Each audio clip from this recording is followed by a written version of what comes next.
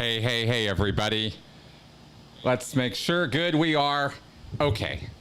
Live from Denver, it's Sunday afternoon. Hey, everybody, I am really sorry for mistiming the live stream today earlier. I had it set at 11 a.m. That was completely a mistake on my part. I meant to have it set for this time, 1 o'clock, as I had announced. So I apologize for any inconvenience or trouble that I caused anybody with that. I'm truly sorry for messing that up. But let's go over to our chat box here. Hey, everybody, we got some of the critics in the comment. Okay, here we go. All the usual suspects here. Excellent. And thank you for that comment before the show there, staying here. That was very nice. Oh, is the KR on its way to me now? All right, let's go ahead and let's start the Q&A portion here. Please put your question under this comment in the chat box. All right, start that Q&A. All right, so I'm roughly seeing both chat screens here as we go, and as the questions load up here, they will start appearing in the queue for me to answer. Hey, everybody. Man, I have been a little frazzled today, actually, when I found out that it had gone live, or not gone live video-wise, but, you know, that everybody was in the chat waiting for me. I was out and about. I was out in the car. And I was like, oh no, right? Trying desperately with my apps to, you know, comment and tell you guys what was going on. Anyway, so today's been a wild day. We have been having this insane daily thunderstorms and rain showers here at random. I was supposed to have a sunny Sunday today, according to the weather forecast, all the way up to yesterday, and I've planned a barbecue with some friends. Okay, let me tell you guys about something that's kind of fun. I have never in my life grilled on an outdoor barbecue in my backyard. I've never set it all up and done it. And I got a little sort of trainer barbecue grill from Walmart, right? And it's just this little tiny thing. And I set it up in the backyard. And yesterday I was all set to practice and give it a go. And I got it all lit up. And then the rain came.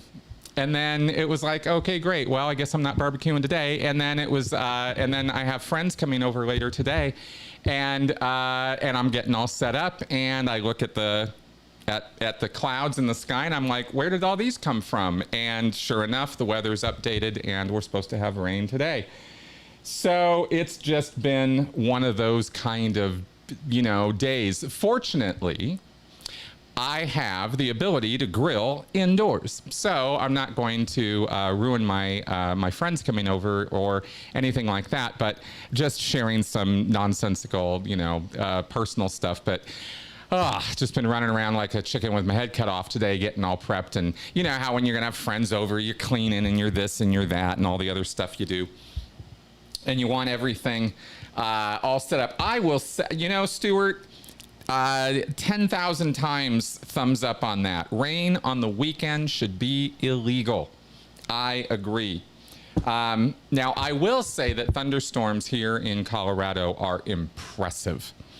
Really impressive. I mean, godlike impressive. I was watching one, I think I told you guys a couple weeks ago about one I was watching, where I was absolutely, it was no problem to me at all to understand how, you know, when we were in a more primitive state as human beings, we could look up at that sort of lightning display where they were crackling off every 5 seconds, you know, huge lightning bolts and ground shaking thunder.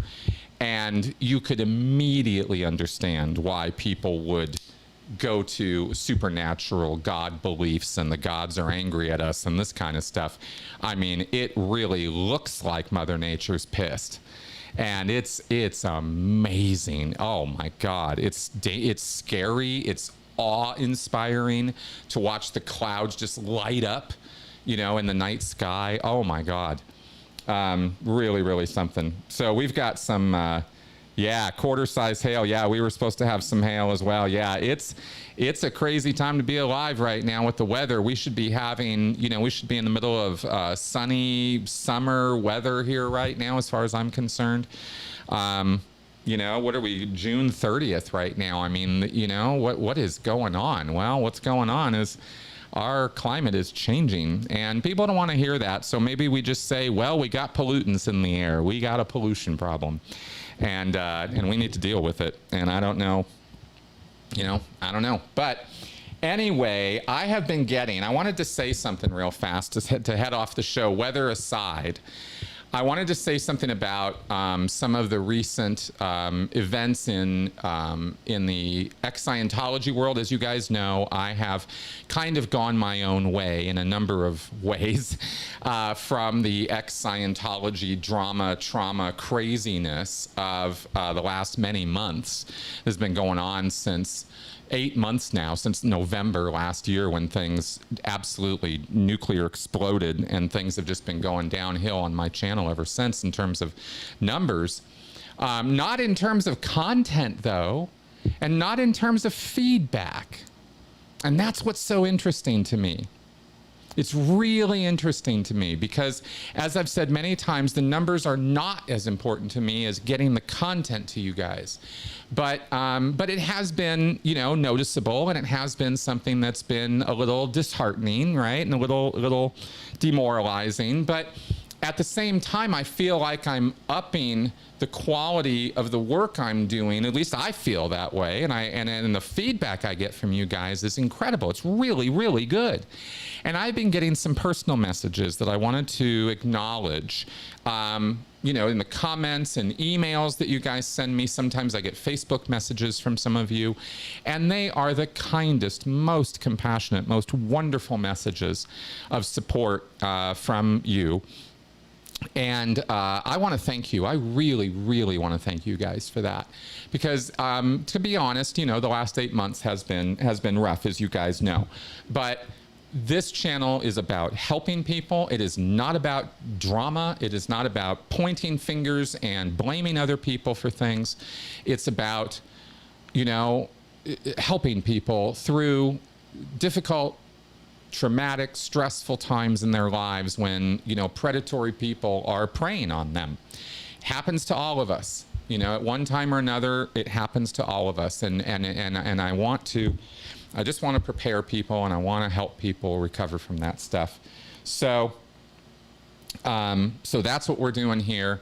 And I want to thank you guys for being part of what I'm doing. It means so much to me. It really, really does.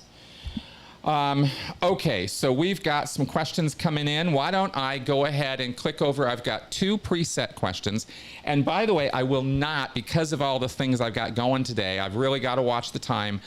So you guys are not gonna keep me here for 2 hours today. I love answering your questions. It's what keeps me here.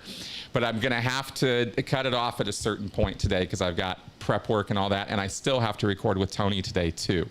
So let's get to it here. Let's get to your questions. First one is a preset. So let's go ahead and go over to it and pop that on the screen. Robert Tobias emailed me. These are from the question queue. And by the way, if you want to ask me questions outside of the chat during the live streams, you can email them to me at AskChrisShelton@gmail.com. And that email address is in the description section below in all my videos. You can always write to me at that email address, and you can send me questions for the Sunday show. So Robert asks, the business of cannabis agriculture and sale is extremely lucrative, and dispensaries and retail stores are experiencing immense profits from their sales. We have all seen claims being made about the effectiveness, quote unquote, of cannabis in the treatment of medical and psychological disorders.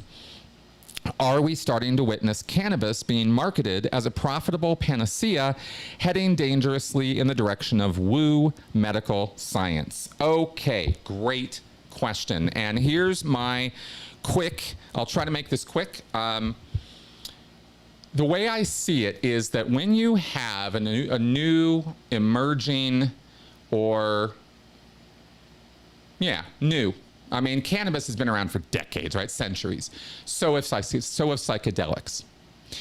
But their use in a medical context or in a treatment context has been suppressed, and these chemicals have been made illegal. They have been scheduled as very, very dangerous toxins and chemicals for us by the U.S. government based on flimsy or, half-baked, if you will, knowledge, right, and studies. And the reason why this has been a problem is because it has prevented ethical, standard, scientific studies to be done on what these chemical processes can do for us, or what they might facilitate for us when it comes to treatment, helping people with it. Now, when these kinds of things start changing and becoming legal, as is happening right now with cannabis and with psychedelics all over the world, I've seen this in Australia, we've seen this here in the United States. What happens is two things happen at the same time. Because it's new and emerging and now barely legal, so to speak, studies can now begin in certain areas and states, but without federal okay, it's very, very hard to get grant money or get authorization to do actual research that's legitimate, credentialed. So we really need the federal government to calm the down when it comes to letting studies be done, because you can't know whether this stuff is really helpful or not beyond anecdotes. You just hear stories. You get people saying, it helped me with this, it helped me with that. You get veterans, wow, that pot really calmed down my PTSD. Wow, that psychedelic really, I took some shrooms and man, I had an experience that really blew some of the trauma out of my head. Well, fair enough. I'm not going to sit here and say that didn't happen.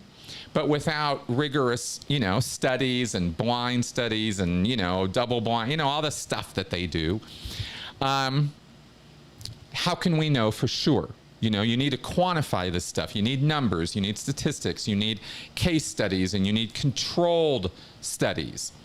So that takes time, more time than a lot of you might think, a lot of time. It takes months, it can take years to put the studies together, to get them funded, to get research subjects, to control the research subjects and do the work, and then compile the results is usually years of work. Wish it wasn't, but it is. While that's happening, in this gray area of it's legal, kind of, it's sort of, it's legal here, it's not legal there, there is money to be made. And let's talk about cannabis specifically, right? There's an awful lot of money to be made. In fact, once congressmen started realizing how much money there was to be made, we started seeing the ball rolling a lot faster in terms of deregulation from the U.S. government and rescheduling the drug down the list so that cannabis is not considered such a dangerous drug, right? Schedule I. It definitely should not be there. So, grifters, opportunists, people who want to make some money will dive into this area and start making medical claims. Start using the pseudoscientific language of this will de-traumatize, this will de-stress, this will relax, this will, all the stuff comes out that appears to be, see, they will market this or promote these products that they create as having medical validity. They'll use words and language to do that. And so you have your grifter types who are not really scientists and are not really doctors, but they pretend to be so that they can sell the product, and they sell it more like it's more akin to your snake oil salesman types, where they're making claims they can't really back up or verify. Not necessarily, though, uniformly false claims. Cannabis has helped people. Psychedelics have helped people. But it's still the little bit of this gray area, this wild, wild west area, this sort of half-regulated. So the opportunists and the grifters get their full shot at making claims and saying things that are kind of ridiculous or are hyperbolic in order to sell their products. And here I'm specifically not referring to recreational cannabis, of course. I'm talking about medical. And there are, you know, there's medical licensing, and there are doctors who will give you medical okay, but we all know it's a bit loosey-goosey, right? And it's sort of nudge, nudge, wink, wink, and, you know, that kind of thing when it comes to getting a medical license for marijuana, cannabis. So, you know, so I think you got to get where I'm going with all that. It's both at the same time. In other words, in terms of your answer, Robert, it's both. There's legitimate research being done to find out, is this stuff really going to help us? What can it do for real?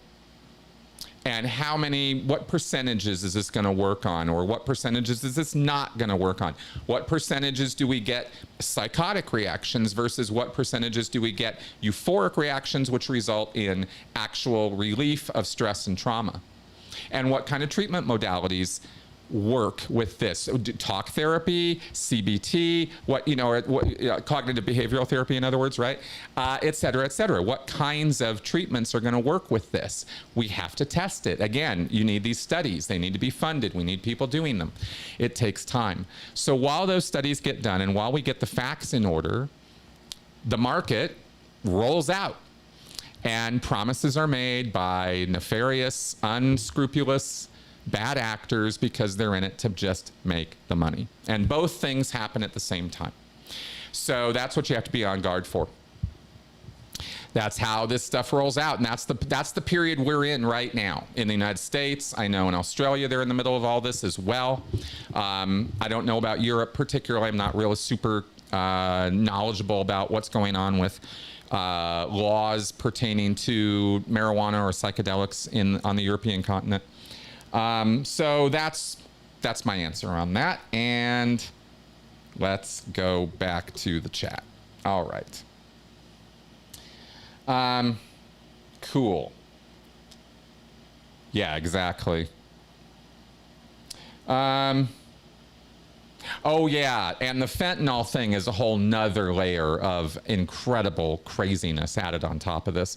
I'm only half knowledgeable about that stuff. You know, I'm not really following it too closely, but man, you got to be careful out there because talk about unethical. That fentanyl is dangerous, and it is being laced into medical and non-medical. Oh, Robert, you're here. Cool. Yeah. So there you go. All right, so let's carry on. First question from the chat. George Smiley, are there Scientology songs that all Scientologists know? Do they all know "Thank You for Listening"? We Stand Tall. Well, they did. I don't know about current Scientology because the music comes and goes, right? We all knew in the 80s, the first album, Road to Freedom, came out. We heard it over and over and over again. It was playing in reception all the time, and it would play at events, and we had music videos and all that. So everybody kind of was picking up on those songs a lot back in the 80s and 90s. And then the 90s saw a whole bunch of albums come out from the Hymn of Asia opera to The Joy of Creating, to a couple other albums that they had come out of Scientology Scientology songs. And yeah, we learned them, we sang them, we enjoyed them, right? They were our music, and we were kind of into it. And some of them were a little poppy, right? A little fun. I don't know, Thank You for Listening is L. Ron Hubbard singing on the Road to Freedom album. And I don't know how much that's played now. I haven't heard anybody talk about these songs in decades, to be honest with you. Not any time during the 2000s did I ever once hear anybody refer to the Road to Freedom album. It's ancient history as far as I can tell. Same with the stuff from the early 90s that they were putting out. I don't know that anybody even knows in Scientology now that they did make a musical out of Hymn of Asia, because they're not really talking about Hymn of Asia anymore. Right? The whole Buddha prophecy, L. Ron Hubbard was Buddha reincarnated thing, that's kind of gone by the wayside in Scientology as far as I can tell. And We Stand Tall, I don't know if they pull that song out or not. Maybe they do at events. Maybe they might, do a chorus of We Stand Tall every now and again. I could see people knowing that one, and of course I shouldn't speak so quickly that nobody knows this stuff, because Scientology is mostly old folks, right? It's a lot of older people, and they might have been around at that time. So, I wish I could give you more than a kind of I don't know, but probably, yeah. Sorry, George. Thank you for listening. I write just for you. That's kind of how L. Ron Hubbard sounds when he's singing, guys. Okay, let's carry on here. Young Matador asks, hey, Chris, do you think social media helps or hinders the emergence of cults? Yes, it can bring quicker exposure to them, but the TikTok cult Netflix documentary also shows how quickly they can spread. Oh, absolutely.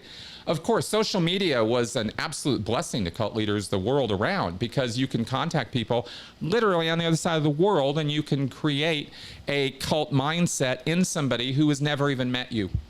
And you can even radicalize people. We've seen this with terrorist cells and whatnot online. You can do it. You can brainwash somebody, so to speak, right? You can maybe the word might be more, you can indoctrinate somebody who probably already has something going on, and then you lead them down this path. And it can take weeks or months to do. It's not a one-day deal. You don't just turn somebody into a radicalized terrorist in one day, but you can do it through exposure to toxic misinformation and that kind of, and propaganda, right? That's the job of propaganda and misinformation, is to mess with people's heads.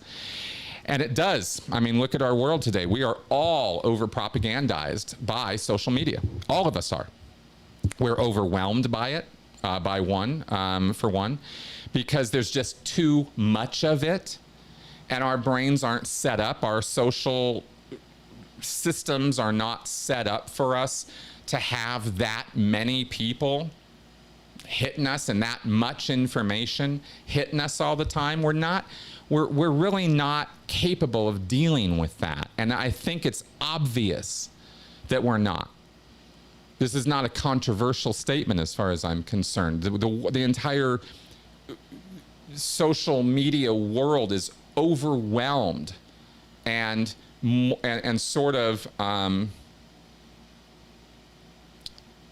don't want to go so far as to say traumatized, but kind of, like it's just too much.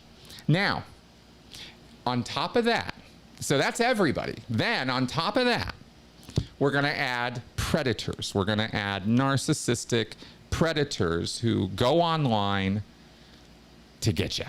And, the Leon Shantis, the Teal Swans, the Stefan Molyneux, these names of people I throw around who have developed followings online that are a little disturbing, right? Something's off. And of course, the ultimate expression of this was QAnon, is QAnon. Which is now a fractured movement and is kind of all over the place, but it was wholly developed online. This is dangerous. This is very dangerous and very unregulated. right? No social media company understands coercive control other than to the degree they're using it against us. So, you know, it's pretty sick. It's a pretty sick world we live in right now with the way social media is, and the way we are manipulated with misinformation and with social media algorithms. So, yes, these social media can bring quicker exposure to online charismatic cult leader types, right? Predatory people. You cannot get, generally speaking,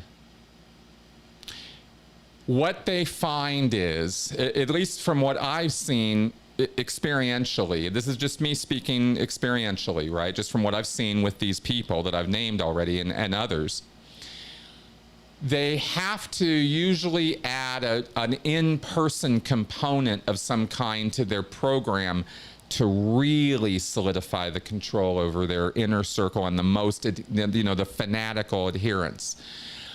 You'll get loyal people, you know, like you can even, you know, look at cults of personality like Taylor Swift's, right? And the Swifties. I mean, people can get pretty out of hand with their fandom. I mean, shit, you can look at the Star Wars fandom, right? It's all over the place. But when it comes to crossing the line over into cultdom, I'm not saying you can't do it online, but I'm saying that the really successful guys, the guys who have legs and keep it going, like a Teal Swan, will start doing in-person, real-life workshops, seminars, get-togethers, gatherings, weekend retreats, you know, special limited access to them. You get a day with her, you get, you know, a weekend retreat with them, that kind of thing. I've seen that. I've seen a lot of that. And that tends to really solidify the hold and the codependency, right? Because it's harder to develop that tight of control online. Person can just switch you off, right? It's that easy. In person, it's a lot harder. Okay, so that's what I can say about that. Let's switch over here. Okay, OBG Foster. After Louisiana enacted a law requiring the 10 Commandments be posted in public school classrooms, other religions have demanded equal displays of their principles. What would Scientology propose? Okay, great question. Scientology would, yeah, exactly, for $2,500 a weekend, that's right. Scientology would want to post the creed of the Church of Scientology, would probably be their first go-to, because it's the most open, accepting, easy to understand, and if I'm being honest, the biggest pack of lies that Scientology has ever put together. But it makes for great PR. And let me pull it up real fast and see if I can show you what I'm talking about. Creed of the Church of Scientology. I knew this would come up real easy. Okay, so it's actually not that long. I'm not going to read the whole thing to you, but this is the one that goes, we of the church believe that all men of whatever race, color, or creed were created with equal rights, that all men have inalienable rights to their own religious practices and their performance, that all men have inalienable rights to their own lives, that all men have inalienable rights to their sanity, unless they're Lisa McPherson, that all men have inalienable rights to their own defense, unless you're declared SP, that all men have inalienable rights to conceive, choose, assist, or support their own organizations, churches, and governments, so long as they don't badmouth Scientology, that all men have inalienable rights to the creation of their own kind, unless you're in the Sea Org, that the souls of men have the rights of men, unless you're Whitney Mills, that the study of the mind and the healing of mentally caused ills should not be alienated from religion or condoned in non-religious fields. And that's code language for destroy psychiatry. and that no agency less than God has the power to suspend or set aside these rights overtly or covertly, unless your name is David Miscavige, L. Ron Hubbard, or you hold the post of IJC, International Justice Chief in Scientology, in which case you can trample anyone's rights as often as you want, etc., right? So I think we see pretty quickly that the creed of the church, and that's not the whole thing, there's a little bit more, but you get the flavor of what I'm talking about now. Every line has something off and very, very wrong. It sounds great until you actually look into what Scientology really does, and you realize that it's the biggest pack of hypocritical nonsense they've ever put out. So that would be, I would say that's probably my first and last choice for what they'd want to post up there, though, is the creed. And it would be appropriate in line with about the same, similar wording, similar length, similar posting to the Ten Commandments or some such thing.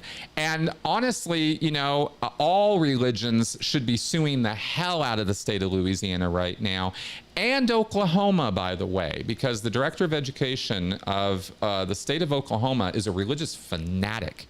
And I'm not even exaggerating. This man says that you have to mandate that teachers in Oklahoma must teach out of the Bible, not just have the Bible in the classroom. They need to teach out of the Bible. And this is the head of a state Department of Education. This guy's on Twitter, it's insane, this man. And he openly says that it was wrong of the founding fathers and that there never should have been a separation of church and state. That's how crazy this has gotten. And this is decades of work on the part of Christian nationalists doing this work, prepping this to happen. And if you're not disturbed by this, you need to be. And I don't like go out trying to disturb you guys. We talk about a lot of disturbing stuff on this channel for obvious reasons, but I try to keep it light, try to keep it real, but this is as real as I can be. I mean, this is right now happening in our country. The American Taliban is going to town in Oklahoma and Louisiana. This is not a fiction. This is happening. So I hope the people who have a little bit more sense and are not Bible-thumping book banners, which is what these people are, I really hope that they rally the troops and realize that Christian nationalists are not messing around. These people are serious. They are responding to what they believe to be a moral crisis of epic proportions because they believe that every ill of society is caused by the loss of religion. And the fact that religious percentages are going down and the number of people attending church is going down, that's the cause of the problem as far as they're concerned. We have a morality crisis in this country, is what they think. And the Bible is the only answer. And they are prepared to shove it down everybody's throats because they think that's what's going to change things and make the world better, make America better, make America great again and all that. And it's not true.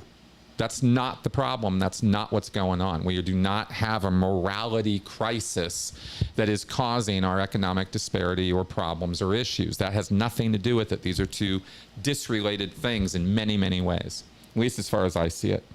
So, this is Handmaid's Tale stuff. Yeah, it really is.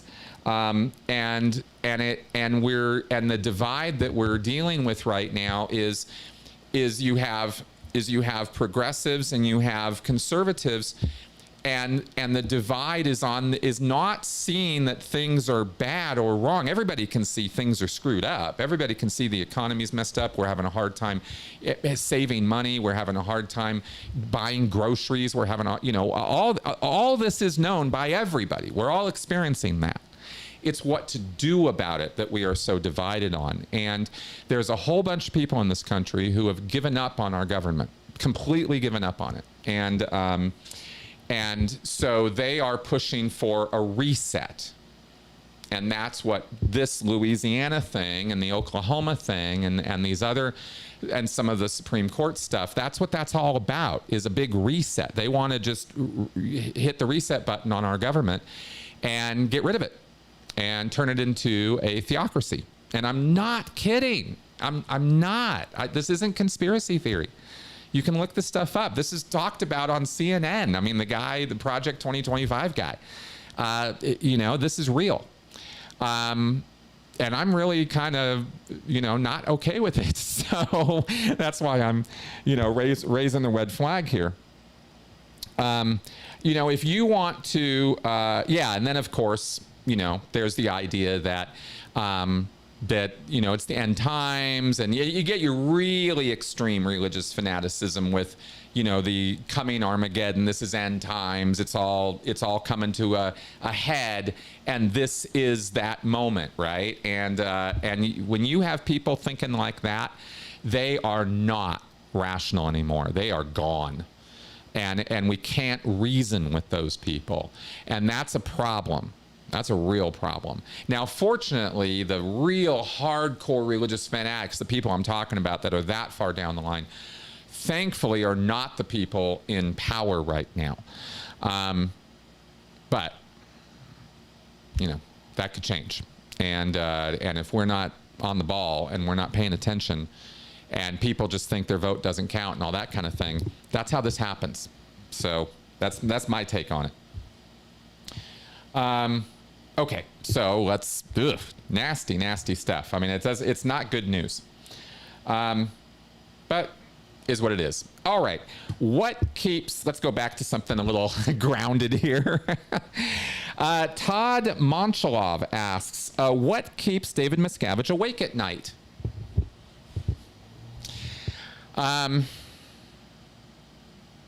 Fear of Leah Remini,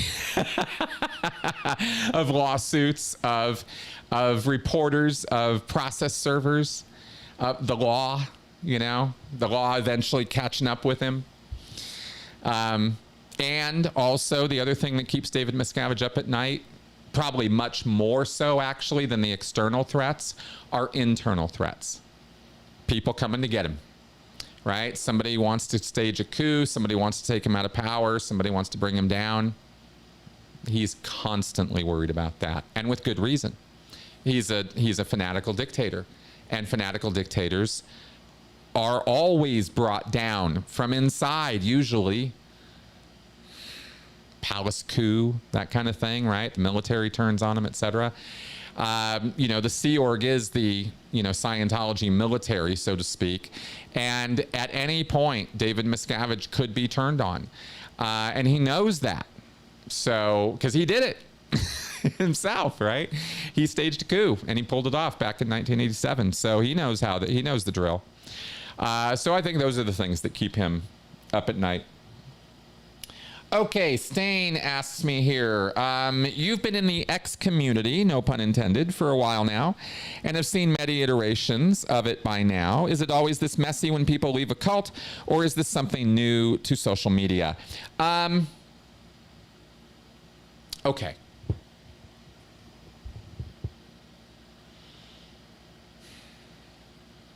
Every single ex-cult community that I've ever had anything to do with, from the TM to the Moonies to ex-Mormons, ex-JWs, ex-Scientologists, ex-Duggarites, every one of them had fractures and factions and thought leaders and people who had opinions and things to say and people who followed them.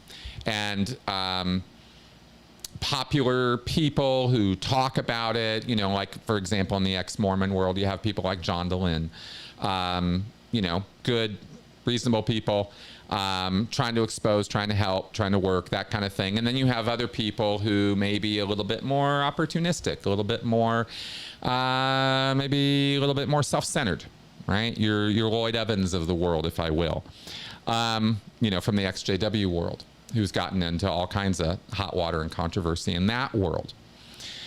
It happens because it's social groups, and that's what happens in social groups is there's factioning and divisions and things like that. It happens everywhere. We all learn about all this on the playground and in high school.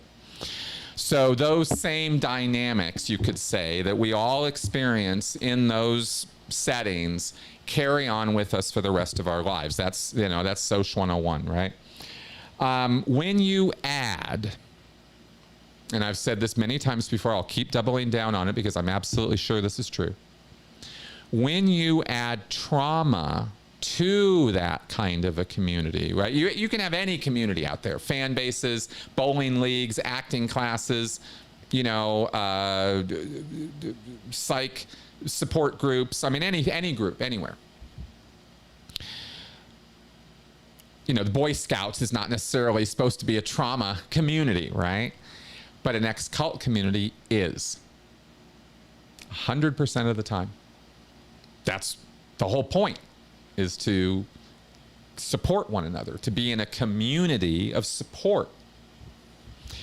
But it's kind of an impossible state for human beings to maintain that because we have egos and because our trauma from the cult experience usually pushes us in the direction of continuing to act like the divisive us versus them cult members. We carry those habits out of the cult with us.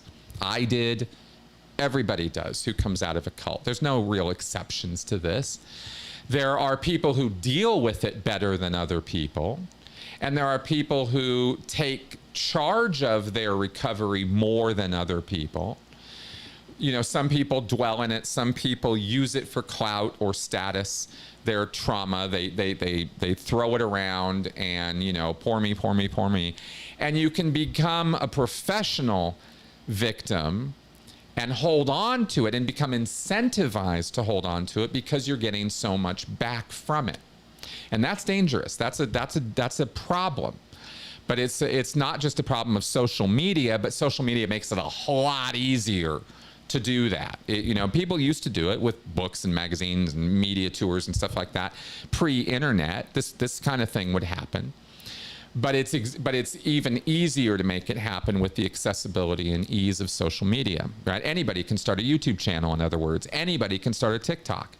And good on them for doing so. But when they're using that to milk their trauma rather than recover from it, you kind of go, whoa, man, what's going on here? And then, of course, the other part of it is not just milking the trauma, but it's acting out the trauma, being triggered and lashing out at people who don't deserve it, right? You get into conflicts all over the place. This, by the way, is what it looks like inside the cults. I don't know if you guys have thought about that or not. Necessarily, right? All this conflict that goes on in the ex-Scientology world, for example, it's a mirror of what it looks like inside Scientology. I don't really comment on that a lot. It just occurred to me, maybe I should point that out, that, you know, the KR wars and the finger pointing and the backstabbing that goes on here is a mirror of what goes on in there. It's the bad habits and triggers and trauma carried out into the real world. That's how I see it. That's how I frame it. That's how I explain it. And so, yes, it is messy because recovery's messy. Sorting it out is messy. Emotions are really messy. And when people don't understand their own emotional makeup, and who does, right? Like when we don't understand that we even have an emotional makeup, that these things are categorizable, that we have emotional needs versus emotional reactions, these two different things involving our emotions. When they don't know this, then it's very random and chaotic in their minds. And they're all over the place. And they're triggered, and they're this, and they're that. And they'll come up with other explanations or reasons for what's going on. And they'll blame other people for it. You know, because, hey, you triggered me. You're obviously the cause of this problem I'm having right now. Are they? Or is it really a you problem? because you're seeing them as something that they are not. They're not an enemy to you, but you think they are because you're triggered. Triggers are real. Trauma is real, and the effects of it can be very real. So when you get a whole bunch of people triggering each other, right, and not bringing the volume down, they keep turning it up. And then the internet, as I mentioned a couple weeks ago, I think, or a week ago, the internet doesn't have a break. It doesn't have a stop button. It doesn't have a, whoa, slow down, hold off. The internet is just keep revving it up. Because the audience wants more, right? Red meat, give me more drama, give me more conflict, give me more entertainment to watch. And it goes and it switches over into this whole other thing. And that's again, this is my take on what's going on there and why I think it's going on. And yeah, that's how I see it, at least. So yeah, it's not new to social media at all. This is the stuff of ages. This is human beings. But social media makes it easier and makes it more dramatic, more immediate, right? I can just go live. Anybody can just hit the button, go live, and boom, here I am trauma dumping all over my audience, right? For sympathy, support, super chats, give it to me, soak it up. Oh, I love it, I love it, I love it, right? You guys are so wonderful. And great, you know, support people who have trauma, support ex-cult members for sure. But be careful, because they're supporting somebody, and then there's entering into what they call that parasocial relationship, you know, where it gets a little too close, where things get weird and boundaries get weird, and you're actually enabling someone's trauma. That's a tough one. Okay. So there we go.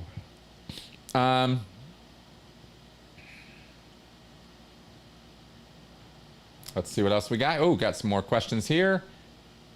Okay, One Love, 51,000. How did you feel when you learned about Thetans? Did it make you feel creepy? And do you think LRH created these and other special problems because only Scientology could cure them? Okay. Funny question. It's a good one. I learned about Thetans when I was about 5. And I honestly don't remember how I felt about it. But I don't recall being creeped out about it at all. I remember feeling, if anything, like I had secret knowledge. I had one over on people, and I wanted to share. I went out and tried to share this with people. You know, my friends, right? My other 5, 6, 7-year-old friends. And of course, what happened? They just made fun of me. And that didn't go so well, right? So, yeah. So that's what happened when I learned about it. Do I think he created these and other special problems because only Scientology could cure them?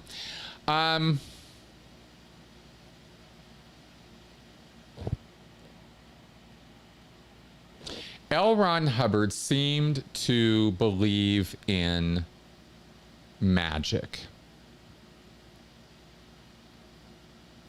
That doesn't necessarily mean that L. Ron Hubbard believed in spirits. But given the fact that his mind turned over the years, and he did definitely, by the end, believe in them, according to everything we've got. All the testimonials or information from the people who were around him in his last 10, 15 years indicate to me that he went into a headspace of being a true believer in his own bullshit. Now, whether he truly believed it in 1950 and 1951 and 52 when he started uttering the theta theory, you know, who knows? Did he create these problems only because Scientology could solve them? That's an interesting question. And I would say yes.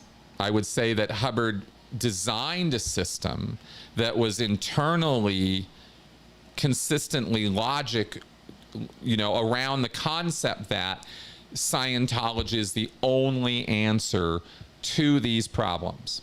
So every problem L. Ron Hubbard presented, whether it was service facsimiles or communication problems or a reactive mind or body thetans or genetic entities or any of the implants, right? All the stuff that Hubbard presented, only Scientology could cure. That much was absolutely clear.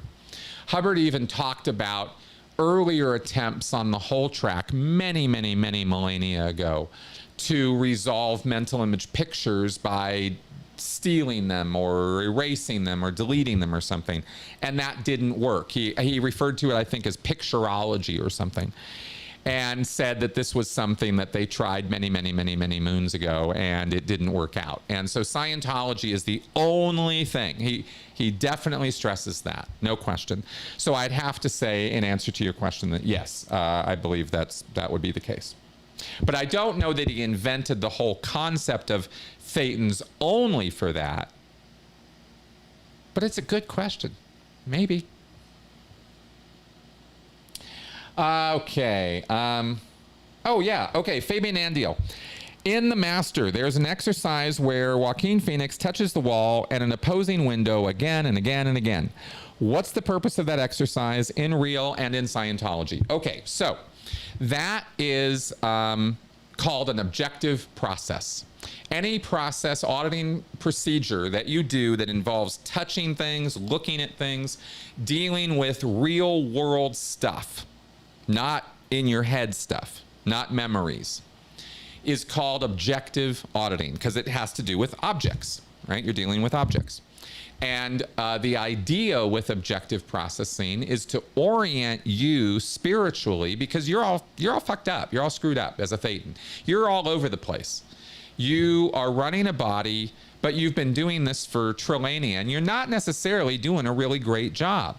Most of what's going on with your body, according to L. Ron Hubbard, is automatically being done. It's just automaticities, he calls them. And machinery in your mind that's just running on automatic. You don't think about what you're doing. You don't have to, you're just kind of running around in life in a semi-hypnotic daze, Hubbard says. And thetanically, you're kind of checked out. You're not really around even that much. So, you're thinking all the time. You got your voice and your self-awareness, but you're not really in control of the factors of your life. You're not exerting any spiritual control over anything. And so you're just being buffeted about. So the point of objectives is to get you kind of straightened up in terms of you as a spirit and your relationship with your body and with your environment. Because if you're spiritually in a fog and you're barely checking in and you're just kind of, your body's just kind of automatically doing its job, driving to work, coming home, eating dinner, sitting at the TV, going to bed, rinse, repeat, day after day after day. There's not really much of a life there. And the reason why is because, you're not really present. So the objectives get you present. They bring you to present time. As a Thetan, they bring your awareness up to the here and now, kind of out of the fog. And they get you moving your body and controlling and orienting your body in present time so that you can now be set up to start dealing with your past. Because when you're in that whole foggy, hypnotized kind of state, you're not prepared to deal with your past. You're not up to dealing with your mental image pictures. You're not even dealing with the reality of the here and now. This is the theory of the objective processes, okay? And the explanations for them that Hubbard gives. And you can see with what I'm saying why this might appeal to a lot of people. I mean, some of you might hear what I'm saying and think this is ludicrous, that's ridiculous. But a lot of people hear this stuff and they go, that sounds right. I do feel like my life is on automatic. I do feel like I'm checked out. I do feel like I'm not connected with the factors of my life. You know, Werner Erhard used to push this stuff on people, and yell at them and scream at them about how they were just kind of wandering through their lives. And people go, yeah, I think you're right, you know, and they have these epiphanies. Oh, wow, I didn't even, you know, wow, thank you, Werner, for waking me up. Thank you, L. Ron Hubbard, for waking me up. I was asleep, right? And this is kind of the point of the objectives from a Scientology perspective, okay? That's what's going on there, according to Scientology. I hope all that makes sense. Now, in the real world, I can't tell you all the things that are going on neurologically or psychologically with a person who's going through objective processes, but what I can sort of dumb it down to, and what we've talked about before, is there's a trance induction going on there. You're making somebody repetitively do an action which actually puts them to sleep, right? See, this is the opposite world of Scientology. Is Hubbard says he's not hypnotizing you, he's waking you up. But what he's really doing is putting you more and more under, because by inducing trance in a person for hours and hours and hours, and then snapping them out of it, so to speak, by having these, you know, these end of line epiphanies where they feel so dissociated from themselves that they feel that they've gone exterior to their body, like you're inducing a dissociative state. And the person has been primed, pre-educated, to believe that when they feel dissociated, that's a feature, not a bug. That's a win.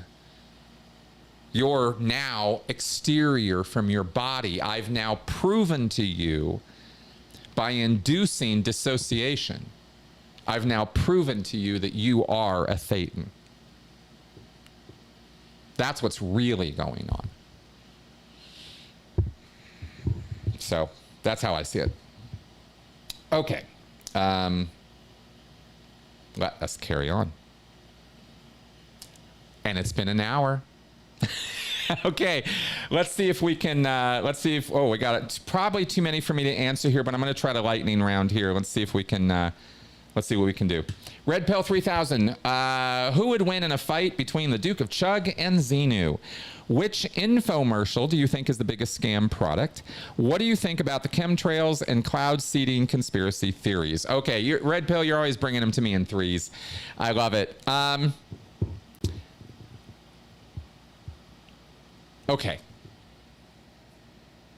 I'm going to say that the Duke of Chugg is probably going to win, because L. Ron Hubbard's personification of Xenu is, you know, a pretty screwed up guy who is not physically very strong or capable, if I remember right from Revolt in the Stars. So I'll say Duke of Chugg. Chug, chug, chug, chug, chug. Which infomercial do you think is the biggest scam product? I don't watch infomercials, man. I got no idea. I mean, you know, Pillow Guy, yeah, right? Pillow Guy, there we go. Yeah. What do you think about the chemtrails and cloud seeding? I cannot stop laughing at chemtrails. I can't believe it's worse than flat Earth, you know? I mean, just in terms of intelligence level, it's scary that somebody is, that people think that. It boggles me. I'm boggled by it. I really am. I'm boggled by the ignorance of it. We have airplanes. We know how they work. We know exactly how they work. We know exactly why they work. You can look anything having to do with an airplane, you can look it up. It's out there. There's nothing secret at all about airplanes. And people, you know, make these emotionally charged decisions to believe in chemtrails, you know? it boggles me. Okay. Oh, okay, sure. Dings XY asks, could you talk about the doomsday scenario that Scientology uses to create urgency? What can even happen if Thetans are immortal? Okay, yeah, here it's the simplicity of it is this. If this planet falls into a dystopian state, if our civilization, if the Western civilizations are overrun or destroyed through civil war or nuclear war or other calamity, we lose Scientology. And if we lose Scientology, we lose our shot at breaking out of the cycle. And the doomsday scenario is that we are trapped.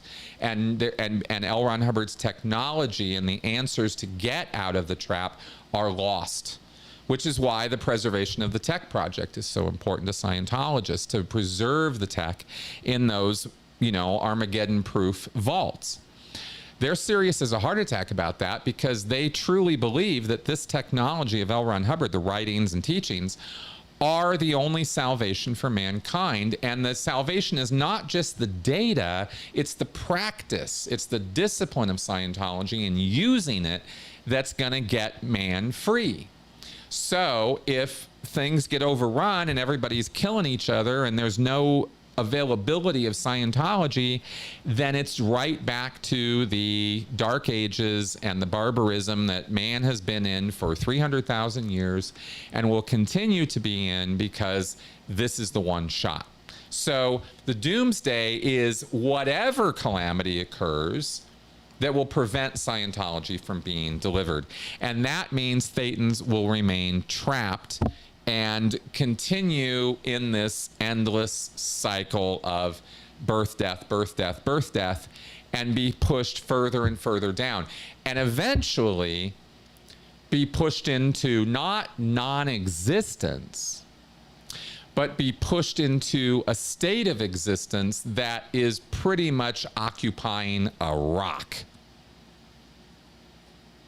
You're just dead as a Thetan. Total failure, minus 40.0 on the tone scale, right? There is no worse place to be where you're not even up to having a body because you're so messed up. So that's the doomsday scenario for them. Okay, let's see what we got here.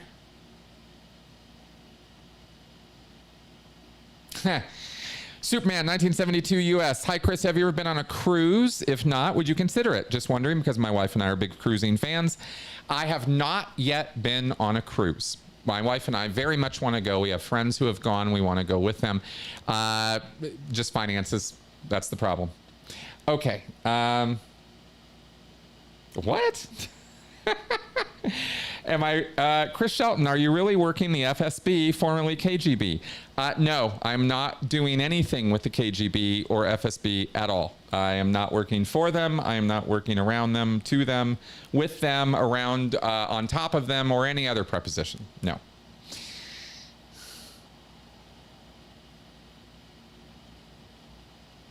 Okay, Joe DeCeppo, here's a good question. In a previous show, you said LRH listed the need for sex as one of the things implanted at OT3. What do Scientologists think of asexuals? Like they do gays or something else? LRH became pretty asexual later in life. Scientologists would consider asexuality a problem if you considered your asexuality a problem. They might think of it as something odd, but it's not particularly impacting on your life or on your church behavior or moving up the bridge. So they're not going to really have a problem if you don't really want to have sex. But if they feel that you are not wanting to have sex because of some mental blocks or barriers or spiritual trauma, then there are processes or actions that they could do in Scientology to address that. And so it would really be more of what you would want to have handled. Nobody in Scientology is going to sit you down and go, listen, man, it's really bothering us that you're not having enough sex. That's a conversation that's probably not going to happen in the Church of Scientology. They're much more interested in people who are having too much sex or the wrong kind of sex more so than people who are not having sex at all or are not interested in it. So that's what I can say about that. Okay, and if there's anything else I'm missing about that, let me know. But that's how I understand that question.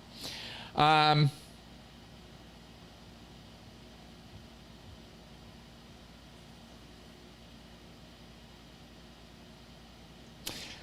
don't think I want to take that one up. Somebody's mentioning apostate Alex. I don't really want to go there.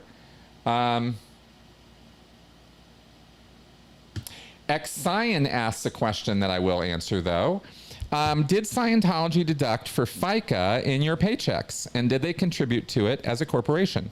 Do you pay into it now? Will you get Social Security? What about Medicare? I did have payments made every week when I was in the Sea Org and on staff to Social Security. Because I was receiving something on the order of $11 to $50 a week, we're talking about minuscule payments. But yes, there is money in Social Security for me. How much I'm going to get from that, I have no idea. I don't have any idea also on Medicare or Medicaid. Medicare, yeah, I don't know. I do not pay into it now as an independent self, working for myself person. I do pay taxes, and I do have a payroll sort of thing worked out with my accountant, but it's really right on the edge.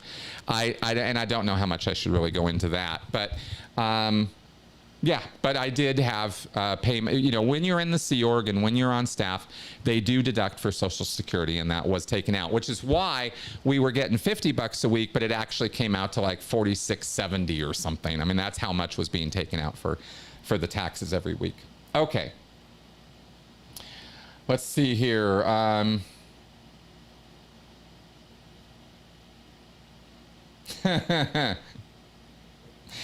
Bo Beats, No Sheep asks, do you know anything about the Freemasons?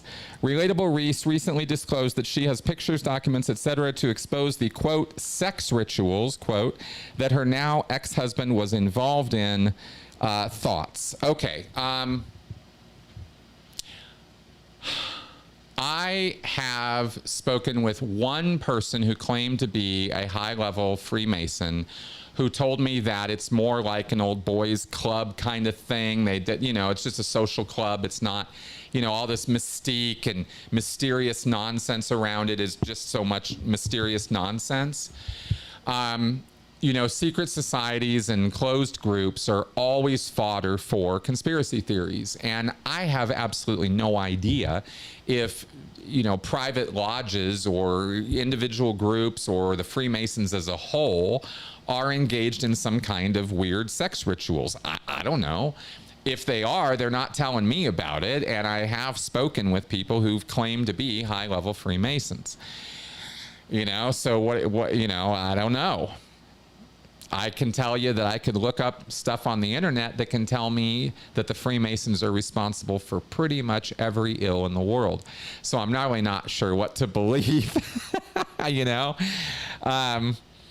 We'll see what Relatable Reese has to say. If she's got evidence or documentation of something, then great, show it. But so far, I have yet to find any evidence of, really much of anything nefarious when it comes to the Freemasons that I've seen. I don't mean to poo-poo all this stuff and just rain all over everybody's conspiracy parade, but so much of this stuff is just made up nonsense and pure balderdash, right? So it's a word I don't get to use very often, balderdash.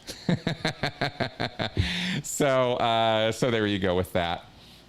Okay, let's take a couple more and we'll see about wrapping up here. No, not read that book. No, not seen that. No, I do not know about the Gaspari saga. Okay. Oh, here's a question I want to answer. Okay. Love Food Kitchen says, what's the best way to support you? I've got, say, $20 a month. What platform/method would get the maximum in your pocket? I understand some take petty significant fees. Yeah, some do take fees, but Patreon is probably the most stable platform to support me on, or PayPal. Right? If you did a regular payment through PayPal on a monthly basis and just set that up as a routine, there are deductions taken. I think PayPal and Venmo are comparable in terms of deductions that they take, right? Service charges. So those are the ones I've been going with. So I'll say those three. And I think I have links to those in my description sections on my videos, to my PayPal, to my Venmo, and to my Patreon page. Yeah, and I think Patreon is the one that takes the least out, and I get the most bang for my buck. I believe that's true. I probably should look this stuff up, but for the last time I checked, that was the case. So thank you for asking. I really appreciate that. Definitely appreciate the support, guys. Oh, Bud123, if you're getting paid crappy amount of money each week in the Sea Org, how'd you afford to pay for rent and food? Because the Sea Org bought it for us. Our room and board was paid for by the Sea Org. We were served food out of a Sea Org galley where they made mass production food for the entire base every day, breakfast, lunch, and dinner. And then we had room assignments, dorm style living for males and females who are not married. If you get married, you get a room eventually, where you can be a couple, and you are provided that space for free. You're not charged rent as a Sea Org member. So that's what I can, there you go. And when I was a staff member, I was working two jobs. I worked a full-time job in the real world, and I worked full-time at the church. Okay. Okay, I cannot read this name. It is in Cyrillic Russian. But Chris, how do you maintain a balanced perspective when discussing Scientology, considering your past as a former member and now a critic? I have said from the very beginning of my channel, and it holds true to this day, that I am absolutely not fair and balanced when it comes to Scientology. I am not unbiased, in other words. I do not present an objective view of it. I am a former member and victim of Scientology, and I cannot not be that. I am that. And because I'm that, and because I have the perspective that I have of having been abused by the totalist system that is Scientology, I really can only speak of it from that perspective. I am able to take a 300-foot view of Scientology in the world and get a broad perspective of it in perspective with other religions, other cults. You know, is it bigger? Is it smaller? Is it more influential? Is it more dangerous? Is it more harmful? I can do those kind of perspective shifts and look at it in different ways, but I cannot be neutral about Scientology as though I'm an objective witness to it. And I never said I was. And I'm not saying you said I was. I'm just letting you know I'm not. And I don't think for the rest of my life that I ever will be. I am very definitely on a side. And that side is, I don't like Scientology. So that's where I come from on it. Okay. Cool.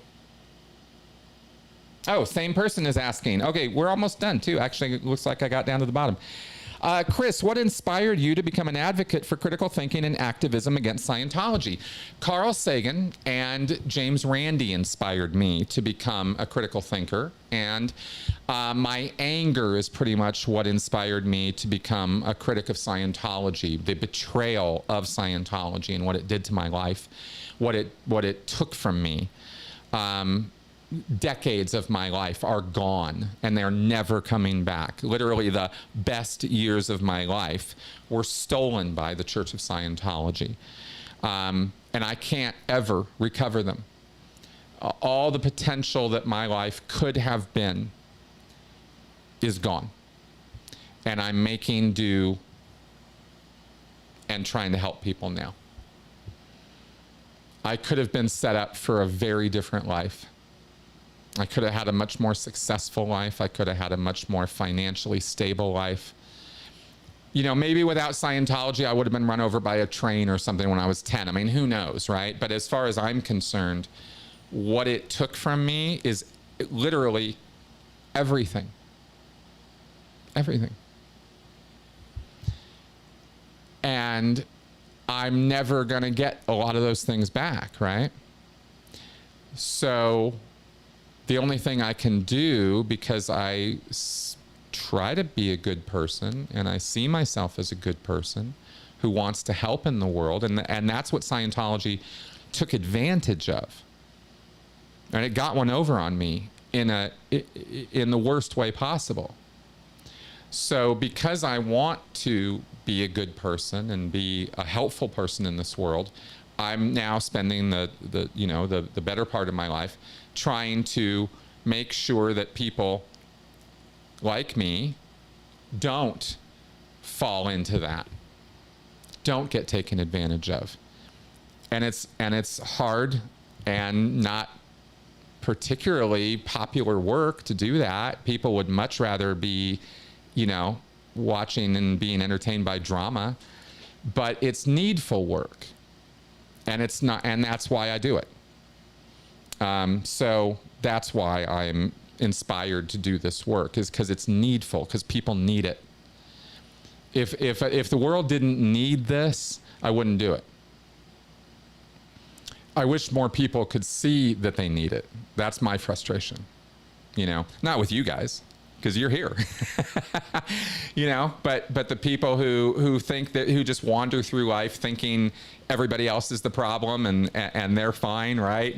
And just randomly, doing what they're doing. Okay. Last question, and then we'll wrap up. What lessons from your experience in Scientology have helped you become an active supporter of critical thinking and human rights?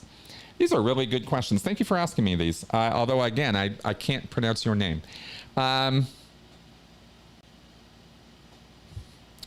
me wet my whistle here for a second.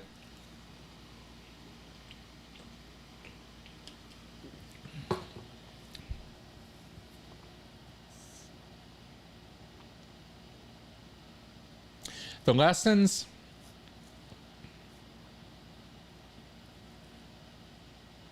See, here's what I walked away from Scientology with. There's an awful lot of good people in the world. A lot. Way more than there are bad people. Predators, right? People who want to help. People who want to do something about things, about themselves, about others. Who want to improve things, improve conditions in life. That's what Scientology promises. Improving conditions in life. And that has a lot of appeal to a lot of people, which means there's a lot of good people out there. And that's encouraging to me. In other words, I knew way more earnest, sincere, helpful people in Scientology than I knew bad people, predatory people. And I walked away from that whole experience knowing that all those people are being conned, but they're acting in really very stupid ways. And they're in a cult. So of course they are. Just like I did. I acted like a moron when I was in Scientology. I was a bloody idiot. So are they. But they're not bad people. They're just misguided and misinformed, grossly misinformed. So are a bunch of other people in our society. And I don't hold some objective standard of greatness, but I can see when people are being misled. I can see when propaganda is occurring. You can see people being taken down the rosy path. And your heart goes out to, no, don't let that person fool you like that. So that's those lessons, that lesson I felt was an important one, that there are more good than bad. And that those good people need support. They need help. And I want to do that. I want to be there for them. I want to provide that. And for myself as well, of course. I categorize myself within that group of people, of course. The other lesson that I learned in Scientology, or the lessons from the experience of Scientology, is to never, ever commit to the point that you become blind. That, never blindly commit to anything. There is no promise. There is no hope. There is no claim that anybody's got to make that deserves your blind loyalty, your instant agreement, your unwavering support, right? Your unconditional love. Fuck that. You never go full commitment, right? Y'all thought I was going to say something else for a second. You never go full commitment. Because you lose yourself when you do. You lose yourself. You become the other thing you're committing to. Your identity becomes overwhelmed by it. And you lose yourself. You lose your ability to think for yourself. And that's what critical thinking is all about, is thinking for yourself. Not being an independent thinker and disagreeable and contrarian just to be that way, but thinking for yourself, making your own decisions based on the knowledge you have and the experience you have, right? And not giving yourself over to somebody else, Somebody else take the wheel, right? No, you keep your hands on the wheel of your life. Me giving myself over to Scientology and L. Ron Hubbard and trusting that they had my best interests at heart was the biggest mistake I ever made in my life. And I would spare people that mistake, So that was what helped me become more active in critical thinking and in human rights, is human rights are what enable us to be the best versions of ourselves, is what I believe. And so that's why I support that so hard. Cults make us the worst versions of ourselves. So, which one is it? Do we want totalist control of our lives? Like in a cult, is that really who we should be? A slave to a system? Or should we be more independent entities who can navigate our own lives and get along with other people in the course of doing that, and form a society of independent thinkers who can see the need for a social contract and to get along? We can have groups, we can have good, anyway, you guys get where I'm going with all that. So that's how I see it. And that's my answer to that question. So those are the lessons I think that I walked away with from Scientology that I think were the most important ones. There's others. There's no one right way to do anything. There's tons of right ways to do stuff. That's another lesson I learned. Cults are very much on a one right way to do things. Bullshit. There's tons of right ways to do things. There are no one answer to any problem. There is no one man or one woman who has all the answers. All those illusions were completely dashed by my experience in Scientology. So there were other lessons too, but those are the ones I think that were the most important. So there you go, guys. All right, so let's go ahead and wrap it up today. We did a pretty good show today, I think. What do you think? I hope you guys agree.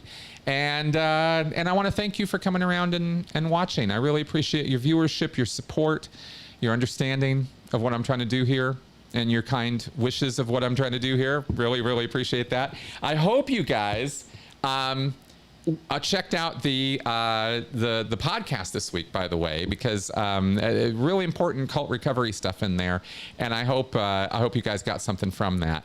And if you didn't, check out the show from Friday. We also talked about some pretty good stuff in terms of cult think and accountability and all that. And finally, I will leave you with a plug for my book. You can pick it up on Amazon. It's still incredibly relevant, good stuff about Scientology if you want to understand that.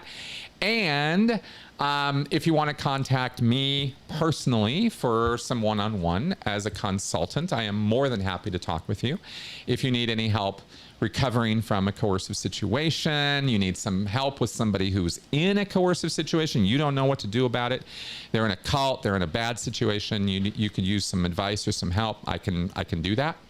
And I'm so far pretty good at it. Okay, so that all being said, let's wrap it up. Thanks, guys. Thank you very much. See you next time. Bye-bye.